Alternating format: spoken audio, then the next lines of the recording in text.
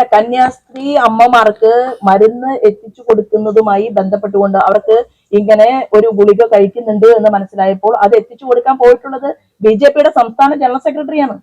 അപ്പൊ ഇതൊന്നും പറഞ്ഞ് ഈ ചെറിയ ചെറിയ ആവശ്യമില്ലാത്ത കാര്യങ്ങൾ, മാർക്സിസ്റ്റ് പാർട്ടിയെ സംബന്ധിച്ച് മാർക്സിസ്റ്റ് പാർട്ടിക്ക് സ്വതവേ ഒരു രോഗമുണ്ട്.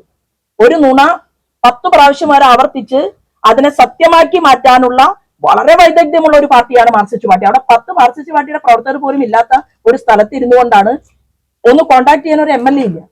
എന്നാൽ ഞാൻ നിങ്ങളുടെ മുന്നിൽ നിൽക്കുന്നത് അവിടുത്തെ മുഖ്യമന്ത്രിയുമായി സംസാരിച്ചിട്ടാണ്, അവിടുത്തെ ഉപമുഖ്യമന്ത്രിയുമായി സംസാരിച്ചതിന് ശേഷമാണ്, അവിടുത്തെ അറ്റോർണി ജനറലുമായി സംസാരിച്ചതിന് ശേഷമാണ് ഞാൻ എന്റെ മാധ്യമ പ്രവർത്തകരുടെ മുന്നിൽ നിൽക്കുന്നത് എന്ന് മനസ്സിലാക്കുക.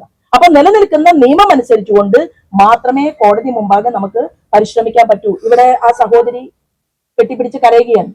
പക്ഷെ നിയമത്തിനനുസരിച്ചുകൊണ്ട് തീർച്ചയായിട്ടും മുന്നോട്ട് പോകും. ഒരു രാഷ്ട്രീയവും ഇതിൽ ഞങ്ങൾ നോക്കില്ല. ഞങ്ങൾ ഇപ്പൊ ഞാൻ മാത്രമല്ല, എന്റെ സഹപ്രവർത്തകർ, എന്റെ സംസ്ഥാന അധ്യക്ഷൻ, നമ്മുടെ എല്ലാവരുടെയും കേന്ദ്രമന്ത്രി ശ്രീമാൻ ജോർജ് കുര്യൻ, അതുപോലെ തന്നെ ശ്രീമാൻ സുരേഷ് ഗോപി, എല്ലാവരും ഈ വിഷയത്തെക്കുറിച്ച് വളരെ കറക്റ്റ് ആയിട്ട് പരിശോധിച്ചിട്ട്, ഒരു കേന്ദ്രമന്ത്രിയാണ് എന്ന് കരുതിയിട്ട് കോടതിയിൽ പോയി ഒന്നും പറയാൻ പറ്റില്ലല്ലോ.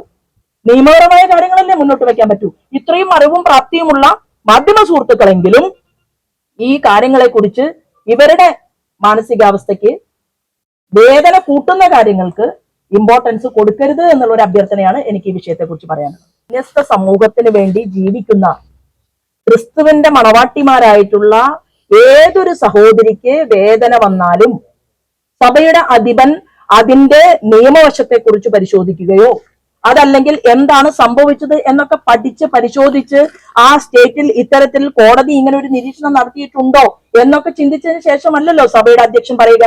സഭയുടെ അധ്യക്ഷൻ അദ്ദേഹത്തിന്റെ മകള് പോലെ ആ സഭയ്ക്ക് വേണ്ടി പ്രവർത്തിക്കുന്ന, ഒന്നും ആലോചിക്കാതെ സഭയ്ക്ക് വേണ്ടി പ്രവർത്തിക്കുന്ന ഒരു സഹോദരി ജയിലിനകത്തായി. അതിന്റെ മെറിറ്റോ അല്ലെങ്കിൽ അതിന്റെ വിശദാംശങ്ങളോ ഒന്നും പരിശോധിച്ചിട്ടല്ല സഭയുടെ അധ്യക്ഷന്റെ കമന്റ് വന്നിട്ടുള്ളത്. അതിനൊന്നും ഞങ്ങൾക്ക് ഒരു പരാതിയുമില്ല എന്നുള്ളതാണ്. ഇത് വെച്ച് രാഷ്ട്രീയം കളിച്ചുകൊണ്ട് ഭാരതീയ ജനതാ പാർട്ടി, ഞങ്ങള് ഭാരതീയ ഹിന്ദു പാർട്ടി അല്ല, ഞങ്ങൾ ഭാരതീയ ജനതാ പാർട്ടിയാണ്, BJP ആണ്. ഈ പ്രസ്ഥാനത്തിന്റെ തലതൊട്ടപ്പന്മാരായിട്ടുള്ള അടൽ ബിഹാരി വാജ്പേയിയും ലാൽകൃഷ്ണ അദ്വാനിജിയുടെയും തുടർച്ചയാണ് ശ്രീമാൻ നരേന്ദ്രമോദി.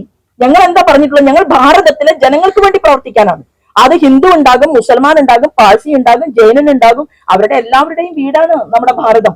അതുകൊണ്ട് നമ്മുടെ രാജ്യത്ത് ഈ വിഷയത്തെ നമ്മൾ കൈകാര്യം ചെയ്യുന്നത് രാഷ്ട്രീയം കളിക്കരുത് എന്ന് ഞാൻ പറയാൻ കാരണം,